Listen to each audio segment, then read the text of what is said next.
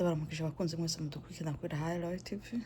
Turabahaye kaze kugira ngo twongere dusangire icyo Imana yashyize ku mutima. Turagushimiye Imana ko wongeye kutubwira neza, turagushimiye akanya keza wongeye kutwiyumviraho, kano kanya kakaduha kugira ngo twongere kuganira n'ubwoko bwawe, nuhabwe icubahiro. None tuguciye bugufi imbere yawe, amaraso yawe Yesu Kristo tweze kandi ngaho utunganye, utubabare cyane igisanzwe tuna kinini, utubare mu mivugaje no mu mitekerereze yacu, utubabare cyacu tunagasembwa n'amarabaga kugira ngo Mana bikwe twemerwe nawe. Mana uje kutubara, turagushimiye kubw'imbabazi zawe, turagushimiye kubw'ubuntu bwawe Yesu, habwe icubahiro Mana. Nakano kaya turaguhaye kaze kugira ngo utangwa natwe kandi ngo tuzaye natwe. Mana tuvugishwe nawe, ntagawe tutugaragara kandi ugaragara muri twe, uzobukoze imbaraga z'umwe zifatwe mpari ku izina ryawe rishigwe hejuru, uzobukoze tutatwize mu izina ry'umwami wacu Yesu Kristo, amen. Twongeye kubaramutsa abakunzi mwese mudukurikirana. Imana yo mu ijuru ibaho umugisha, kandi abantu mwese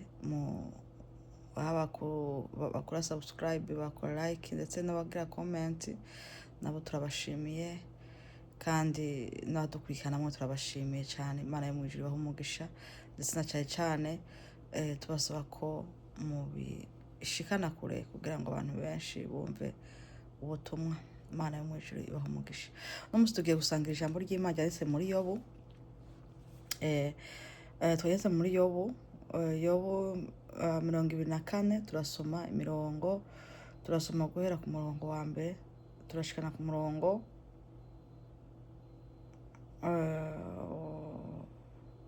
w'icumi. Dusoma ibirongo miremire ariko turi bunyarutse. Turasoma mu izina rya Yesu Kristo ngo Yobu aganyishwa nuko abagowe badafise ikibatabara. Niki gituma ishobora byose idashinga ibihe by'imanza? Niki gituma abayizi batabona iyo minsi? Hari abashingura akarimbi ku rubibe, bakanyaga imikuku ku manyama, bakayiragirira, bakinagiza akadogo bak'imfuvyi, batwara agaka k'umupfakazi, bashiburira abagorwa hirya y'inzira. Impahazwa zo mu gihugu zikanyegagira hamwe.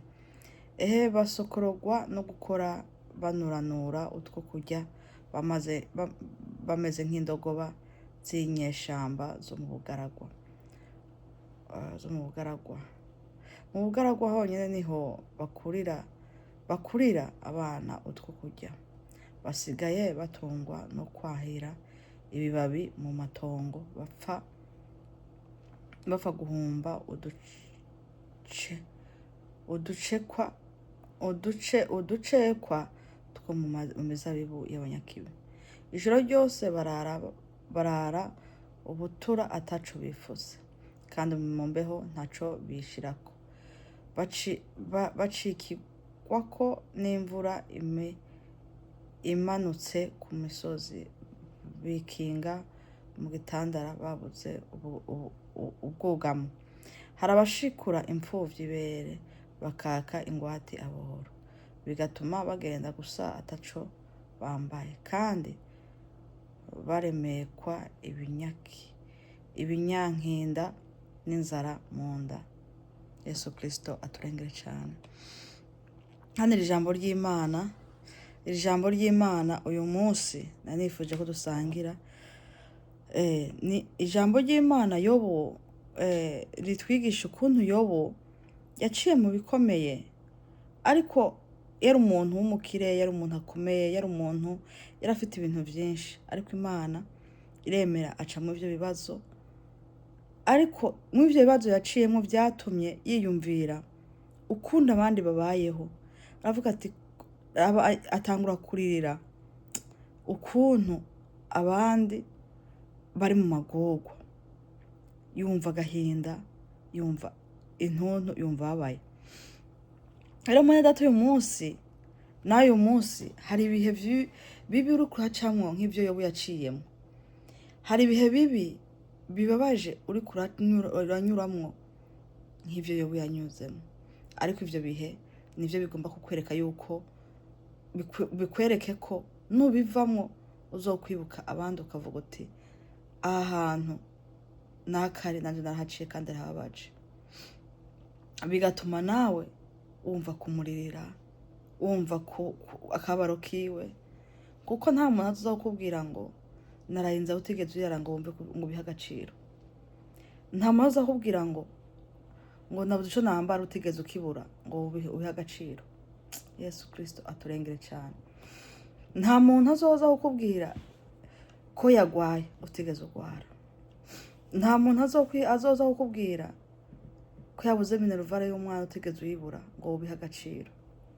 Ariko igihe cyose uzoba warabibuze bizotuma wibuka ko, bizotuma umuntu wese mwahura abikubwiye, bizotuma nawe ubiha agaciro. Bitume nubwo utagira ico ubikoraho ko utakifise uwo munsi, ariko uzokumva ufite agahinda kibwiwe, uzokumva wamusengera, uzokumva wamutabariza, uzokumva wamuririra. Ariko umuntu yaza kukubwira ko yashonje utigeze usonza, nta gaciro biha. Rero hana ijambo ry'Imana, Yobu kubera ibihe yanyuzemwo, yumvise ababaye, yumva abazwa, akabazwa n'ukuntu abantu banyagwa. Hano ijambo ry'Imana ngo imfuvyi zikanyagwa utwatwo, zikagenda kurondera udusabugwa aho abarimyi barimye, bagenda gutobora mu mirima yabo udusigazwa. Rero hano Yobu ngo yumva afite agahinda, yumva ariko harira, ababazwa n'ivyo bihe banyuramo, kuko nawe ariko abinyuramwo bimubabaje, canke nawe ariko yabinyuzemo. Niyo mpamvu rero mwene data yuko uyu munsi ibibazo uriko uranyuramwo, intambara unyuramwo nizo zituma zikwereka ejo nuzivamwo uzokumva uyundi aje kukubarira, ukabiha agaciro, ukanavyumva. Niyo mpamvu igihe cose iyo uri kuca mu bigeragezo, iyo uri kuca mu ntambara, ntibigutere kureka Imana, ahubwo bitere kuyegera rwose. Kuko ibyo tugira tunyuramwo si ivyo kugira ngo twanke Imana canke tuyibe kure, ahubwo ni kugira ngo tuyegere, kugira ngo nibidukuramwo ejo twibuke yuko ubwo buzima bubabaza, ejo nitwaba n'undi nawe ababaye, twibuke yuko dukwiye kugira naco ico tumufashije, kugira ngo ejo naza akakuganyira nawe uze wumve yuko wabaye kubwiwe. Ijambo ry'Imana tubwira ngo mubabaye n'ababaye, munezerwe n'abanezerewe. Ariko muri kino gihe abantu banezerwa yuko umuntu ababaye, ariko ntabwo abantu banezerwa nuko ntabwo abantu babaye ngo bababarane n'ubabaye, canke ngo banezerwe n'unezerewe. Ahubwo iyo unezerewe abandi bababara, ariko iyo ubabaye bakanezerwa. Rero Imana yo mw'ijuru irakwiye kuduhindura imitima, tukagira imitima myiza, tukagira imitima yo kwiyumvira ku bandi, tukagira imitima yo kumva ababaye tukabarana nabo, abaneze tukanezeranwa nabo. Ariko uwo mutima uzova he? Kw'isi yamaze kuba nabi. Uwo mutima nuko ari Yesu yawuduha. Yesu niwe akwiye kuwuduha, kuko muri karemano ka muntu Adamu amaze gukora icaha, ntaho umuntu yaciye yinjirwamwo n'umutima mubi, ku buryo imitima mibi yamaze kuranga abantu batakinezererwa n'abandi. Rero dukwiye ko duhinduka, tugahinduka, Yesu tukamwemera akaza akaduhindura. Niwemera Yesu akaza akaguhindura, ukamwemerera, azoguhindura ugira umutima mwiza. Rero hano ijambo ry'Imana tubwiye ngo urirane n'abarira, unezerwe n'abanezerewe.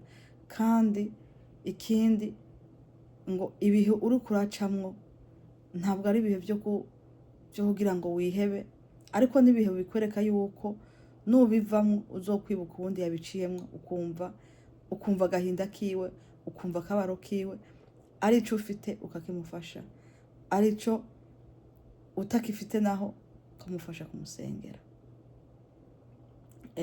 Nuko Yobu ararira.